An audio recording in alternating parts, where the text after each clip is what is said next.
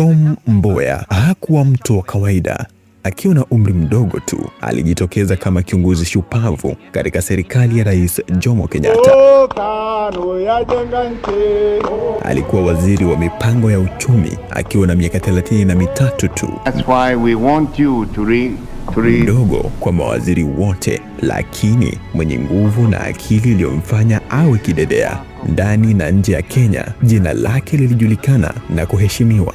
Hata hivyo, Jumamosi ya tarehe 5 Julai mwaka 1969 iligeuka kuwa msiba mkubwa kwa taifa. Mboya alipigwa risasi katikati ya jiji la Nairobi, nje ya duka la dawa. Damu ikamwagika barabarani, watu wakakimbia wakishangaa. Mboya alichukuliwa kwa haraka kupelekwa katika hospitali ya Nairobi Hospital.